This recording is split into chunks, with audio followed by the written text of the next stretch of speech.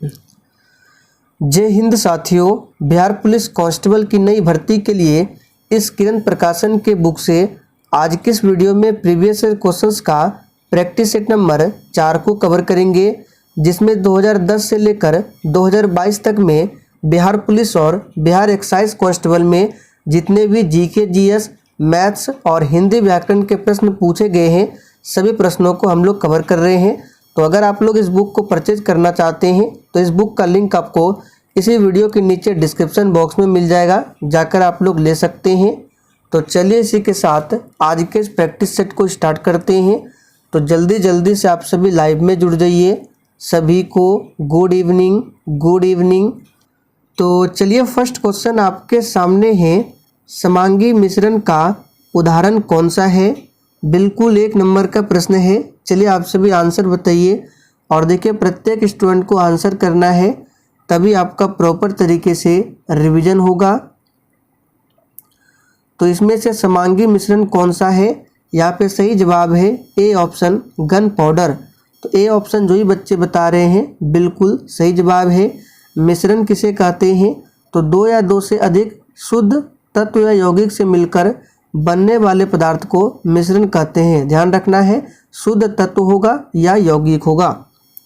दूसरा प्रश्न है, स्फटिक रासायनिक दृष्टिकोण से क्या है? यानी कि इन चारों ऑप्शन में से किसको स्फटिक कहा जाता है? तो ध्यान दीजिए, यहाँ पे दूसरे प्रश्न का सही जवाब है SiO2। ये जो है स्फटिक है। इसका रासायनिक नाम क्या है? तो सोडियम सिलिकेट। तीसरा प्रश्न है, जब मैग्नीशियम और क्लोरीन के बीच अभिक्रिया होती है तब क्या होता है? बिल्कुल आपको सोच समझकर आंसर बताना है। ये सभी प्रश्न ऑलरेडी बिहार पुलिस में पूछा जा चुका है। तो ध्यान दीजिए, जब मैग्नीशियम और क्लोरीन के बीच अभिक्रिया होती है तब प्रत्येक मैग्नीशियम परमाणु 2 इलेक्ट्रॉन का त्याग करता है। ध्यान रखेंगे, प्रत्येक मैग्नीशियम परमाणु जो है 2 इलेक्ट्रॉन का त्याग करेगा। तो सही जवाब है डी ऑप्शन। वह तरल जो ऑक्सीकारक तथा अवकारक दोनों की तरह कार्य करता है क्या है? चलिए चौथे प्रश्न के लिए आंसर बताइए।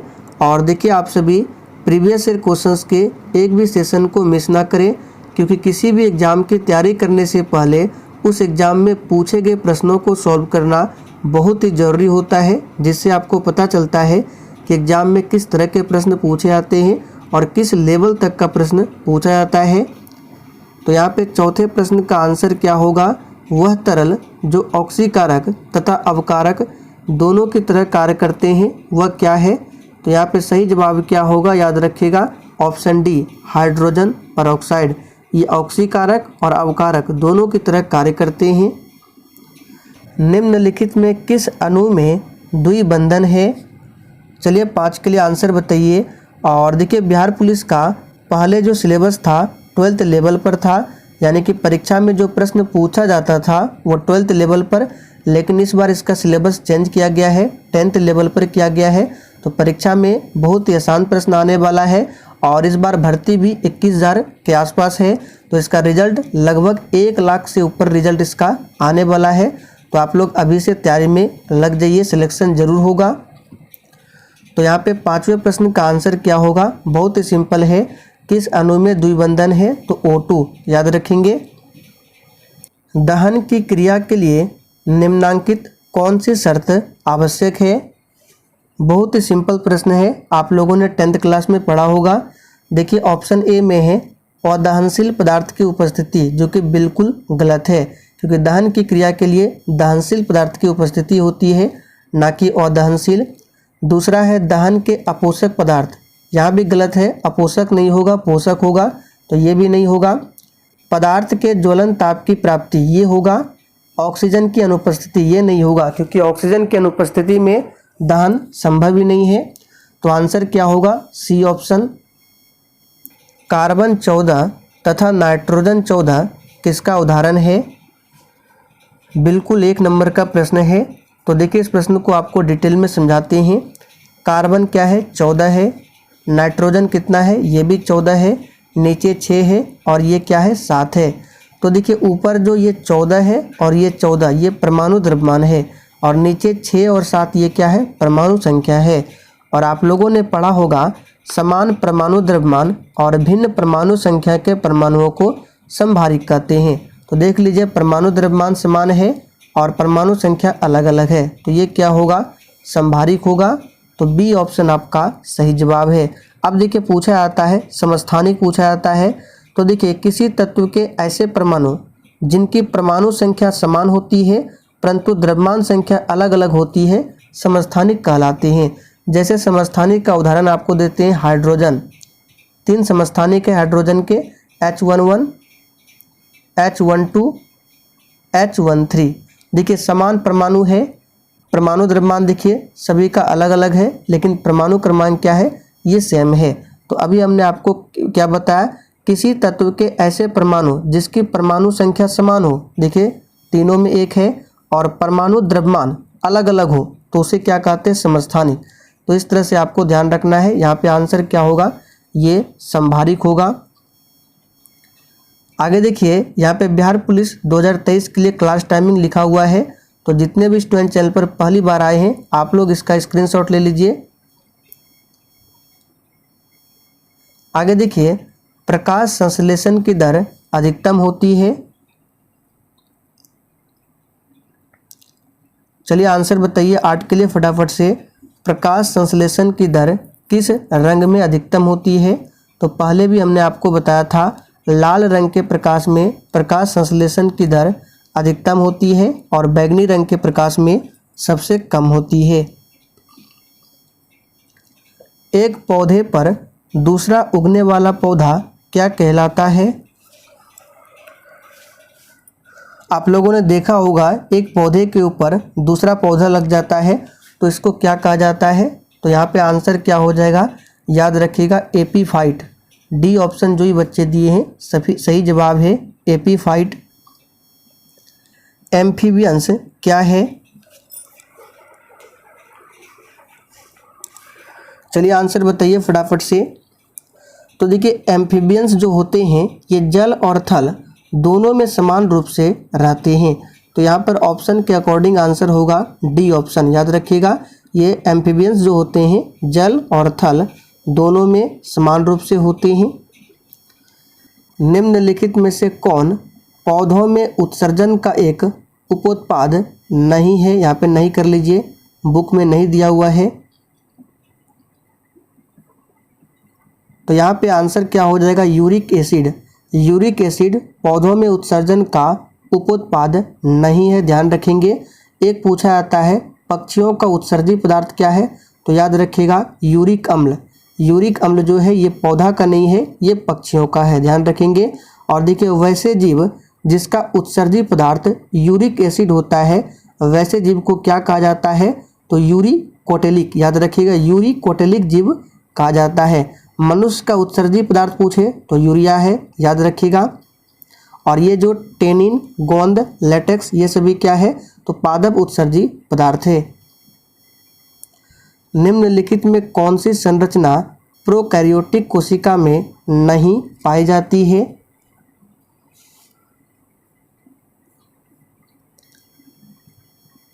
तो यहाँ पे आंसर है केंद्रक झिल्ली। प्रोकैरियोटिक कोशिका में केंद्रक झिल्ली अनुपस्थित होता है। आप लोगों ने 10th क्लास में पढ़ा होगा बायोलॉजी में। फसलों पर डीडीटी के छिड़काव से प्रदूषित होता है। ये भी 10th लेवल का ही प्रश्न है, आंसर बताइए फटाफट से। तो फसलों पर डीडीटी के छिड़काव से प्रदूषित होता है, याद रखिएगा वायु, मृदा तथा जल तीनों प्रदूषित होते हैं। तो यहाँ पे बी ऑप्शन आपका सही जवाब है। डीडीटी का उपयोग किस लिए किया जाता है? कीटाणु नाशक के रूप में, यानी कीटनाशक के रूप में। एफ्लाटॉक्सिन नामक विष उत्पन्न किया जाता है। बहुत ही खतरनाक विष है, आंसर बताइए। एफ्लाटॉक्सिन नामक विष जो है ये किससे उत्पन्न किया जाता है? तो याद रखिएगा फंगस यानी कवक से उत्पन्न किया जाता है। तो सी ऑप्शन में दिया हुआ है, याद रखिएगा। और देखिए फंगस यानी कि कवक हो गया, शैवाल हो गया और लाइकेन हो गया, ये सभी किस समूह के अंतर्गत आते हैं? तो थैलोफाइटा। एग्जाम में पूछा गया था, याद कर लीजिए। थैलोफाइटा यहाँ पे लिख दिए हैं। तो हमने क्या बताया, फंगस यानी कवक, शैवाल और लाइकेन, ये तीनों जो है थैलोफाइटा समूह के अंतर्गत आते हैं। आगे देखिए, मानव शरीर के किस अंग में रुधिर ऑक्सीजन युक्त होता है? तो ध्यान दीजिए, मानव शरीर के फेफड़ा में क्या होता है, जो रुधिर होता है ऑक्सीजन युक्त होता है। निम्न में उपसर्ग रहित शब्द कौन सा है? अब देखिए, यहाँ से हिंदी व्याकरण के प्रश्न है और 8 से 9 लगभग हम लोग हिंदी व्याकरण के प्रश्नों को कवर करेंगे। आंसर बताइए फटाफट से। निम्न में उपसर्ग रहित शब्द कौन सा है, यानी कौन सा ऐसा शब्द है जिसमें उपसर्ग नहीं लगा हुआ है? तो यहाँ पे सही जवाब है ऑप्शन ए, सुखी। इसमें कोई भी उपसर्ग नहीं लगा हुआ है। उपसर्ग क्या होता है? वह अव्यय जो शब्द के पहले लगकर शब्द का अर्थ बदल दे उसे उपसर्ग कहते हैं, और प्रत्यय किसी भी शब्द के पीछे लगता है। अध्यापिका शब्द में कौन सा प्रत्यय है? तो जैसे कि अभी हमने आपको बताया, प्रत्यय जो है किसी शब्द के पीछे लगता है। तो यहाँ पे अध्यापिका में ई का प्रत्यय है, ना कि पी का। बिल्कुल इसी तरह के सिंपल हिंदी व्याकरण के प्रश्न एग्जाम में पूछे जाते हैं। दोहा और चौपाई कैसा छंद है?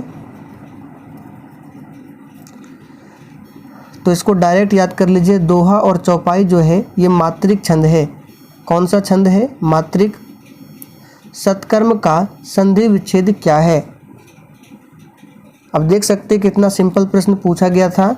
सत्कर्म का संधि विच्छेद क्या होगा, आप सभी जानते हैं। इसका होगा सत, यहाँ पे लिख देते हैं सत हलंत जोड़ कर्म। तो देखिए सी ऑप्शन में दिया हुआ है, और ये व्यंजन संधि का उदाहरण है। दही बड़ा में कौन सा समास है?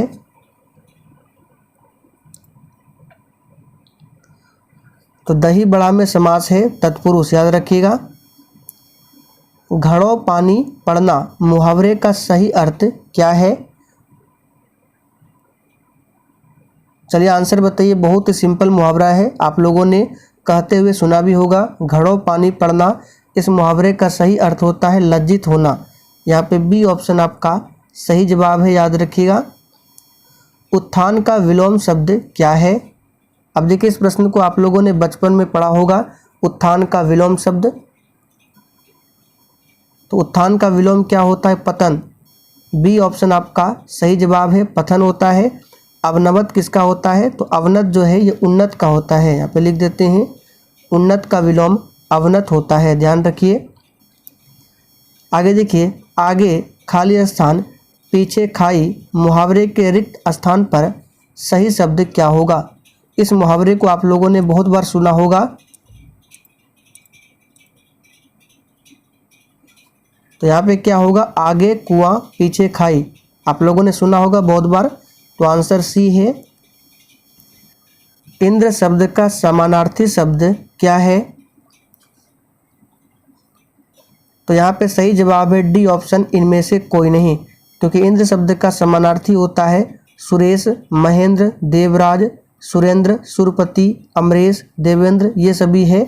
लेकिन ऑप्शन में देखिए पंचबान, पिनाकी, मनोज, ये एक भी समानार्थी शब्द नहीं है इंद्र का।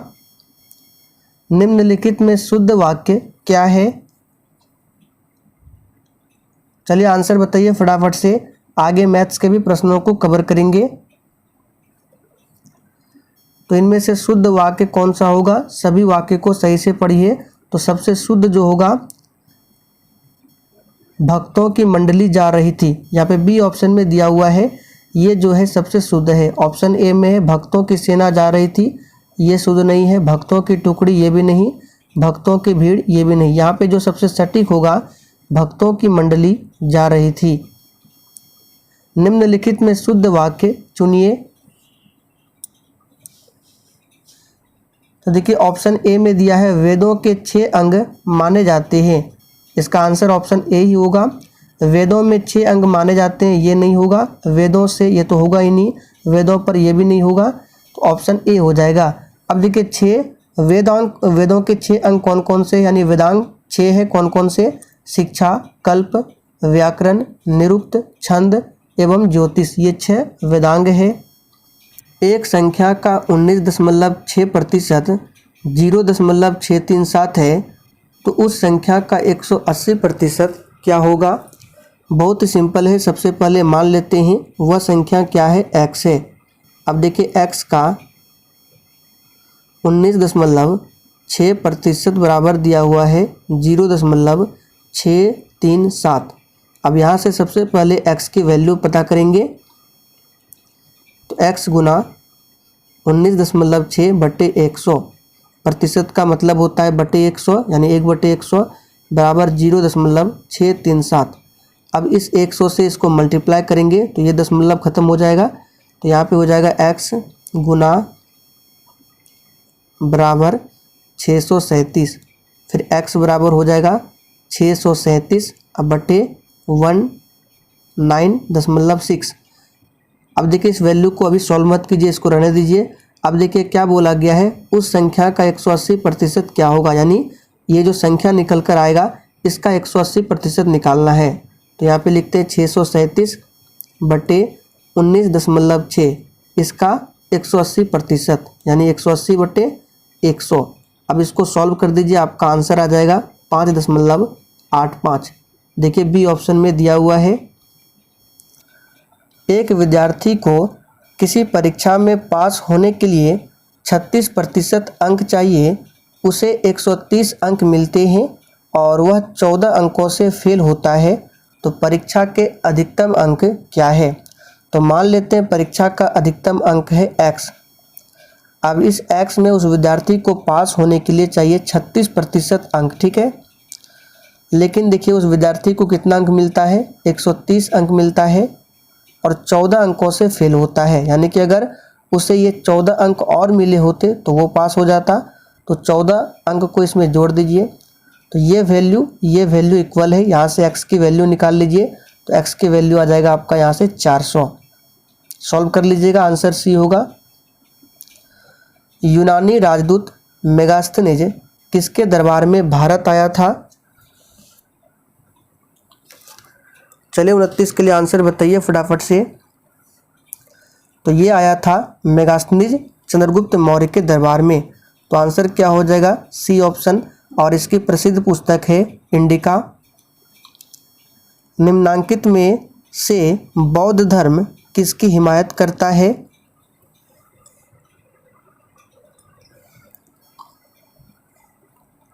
तो यहाँ पे सही जवाब क्या है, मध्यम मार्ग। याद रखिएगा बौद्ध धर्म जो है मध्यम मार्ग की हिमायत करता है।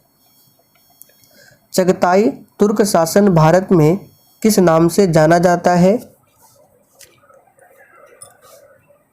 तो देखिए चगताई तुर्क शासन जो है भारत में मुगल नाम से जाना जाता है, तो सही जवाब है सी ऑप्शन। और मुगल वंश का संस्थापक कौन था, बाबर। याद रखिएगा लोधी वंश की बात करें तो लोधी वंश का संस्थापक कौन था, बहलोल लोधी।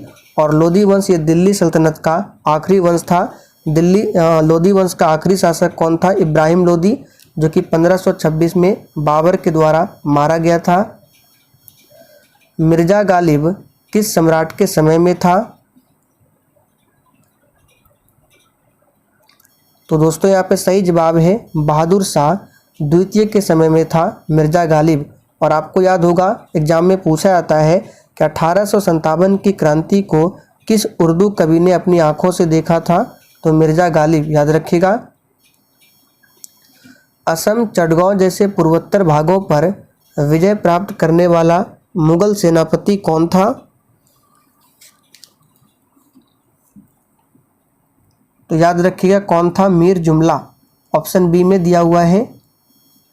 आगे देखिए किताब उल हिंद का लेखक कौन था। तो किताब उल हिंद का लेखक था महमूद गजनवी। याद रखिए, सॉरी अलबरूनी, बी ऑप्शन में दिया हुआ है। और अलबरूनी जो है महमूद गजनवी के साथ 1017 में ये भारत आया था। याद रखिएगा। अमीर खुसरो की बात करें तो ये अलाउद्दीन खिलजी का राज कवि था। हर्षवर्धन के शासन काल में सत्ता का केंद्र स्थान कौन सा था। तो याद रखिएगा हर्षवर्धन के शासन काल में सत्ता का केंद्र कन्नौज था। तो सही जवाब है ए ऑप्शन। और थानेश्वर ध्यान रखना है, ये पुष्यभूति वंश की राजधानी थी थानेश्वर। वल्लभाचार्य ने किसकी भक्ति प्रचार किया? तो याद कर लीजिए, वल्लभाचार्य ने कृष्ण की भक्ति का प्रचार किया। तो सही जवाब है सी ऑप्शन। वल्लभाचार्य का जन्म कहाँ हुआ था? वाराणसी में। जयपुर शहर का संस्थापक कौन था? तो याद रखिएगा, जयपुर शहर का संस्थापक कौन था? राजा सवाई जयसिंह। यहाँ पे बी ऑप्शन आपका सही जवाब है। जयपुर को गुलाबी शहर कहा जाता है। राजा मानसिंह, इसको ध्यान रखना है, राजा मानसिंह अकबर के सेनापति थे। प्राचीन काल में कलिंग का महान शासक निम्नलिखित में से कौन था?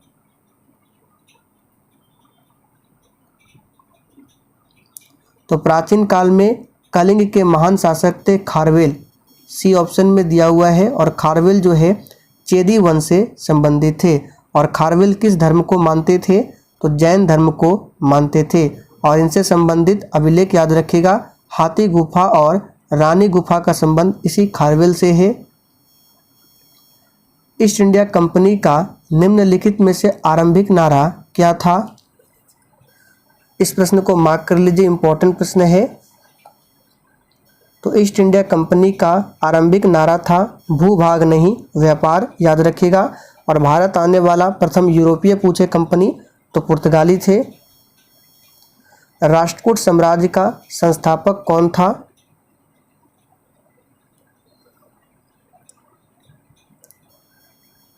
तो यहाँ पे सही जवाब क्या होगा? राष्ट्रकूट वंश का संस्थापक दंती दुर्ग। बी ऑप्शन जो ही बच्चे दिए हैं बिल्कुल सही जवाब है। और याद रखिएगा, राष्ट्रकूट वंश के शासकों ने राजधानी कहाँ बनाई थी? तो मान्यखेत। पूछा जाता है एग्जाम में, राष्ट्रकूट वंश का अंतिम शासक कौन था? कर्क द्वितीय। कर्क द्वितीय। निम्नलिखित में से कौन सा सही सुमेलित है? यहाँ पे देखिए, मुगल बादशाहों के नाम है और यहाँ पे विदेशी यात्रियों के नाम है। तो कौन सा सही सुमेलित है आपको बताना है। तो यहाँ पे आंसर होगा डी ऑप्शन, औरंगजेब। औरंगजेब के समय में भारत आया था मनुची। टॉमस रो की बात करें तो ये शाहजहां नहीं, ये जहांगीर के शासन काल में आया था। और अब्दुल रज्जाक की बात करें तो ये विजयनगर साम्राज्य में आया था। 1925 के कानपुर कांग्रेस अधिवेशन के अध्यक्ष कौन थे? तो याद रखिएगा, सरोजनी नायडू। और ये कांग्रेस के अधिवेशन की प्रथम भारतीय महिला अध्यक्ष थी। पूछा जाता है कि कांग्रेस अधिवेशन की अध्यक्षता करने वाली प्रथम भारतीय महिला सरोजनी नायडू। और सिर्फ प्रथम महिला पूछे तो एनी बेसेंट, जो कि 1917 के कलकत्ता अधिवेशन की अध्यक्षता की थी। सूर्य के प्रकाश को पृथ्वी पर पहुंचने में कितना समय लगता है? तो ये लगता है 8 मिनट 20 सेकंड। यहाँ पे डी ऑप्शन आपका सही जवाब है। और सूर्य का प्रकाश जो पृथ्वी पर आता है किस विधि से? तो विकिरण विधि से, याद रखिएगा। कर्क रेखा भारत के निम्नलिखित प्रांतों में किससे होकर नहीं गुजरती है? तो देखिए, 23.5 डिग्री नॉर्थ को बोला जाता है कर्क रेखा। और ये भारत के 8 राज्यों से होकर गुजरती है, जिसमें से किससे होकर नहीं गुजरती है? तो सही जवाब है ऑप्शन बी, उत्तर प्रदेश। आखिरी प्रश्न है, सूर्य से निकटतम ग्रह कौन सा है? तो सूर्य से सबसे निकटतम ग्रह है बुध, लेकिन सौरमंडल का सबसे गर्म ग्रह है शुक्र। दोनों याद रखना है। तो चले दोस्तों, आज के लिए इतना ही। सेशन पसंद आया हो तो सभी लोग सेशन को लाइक करें,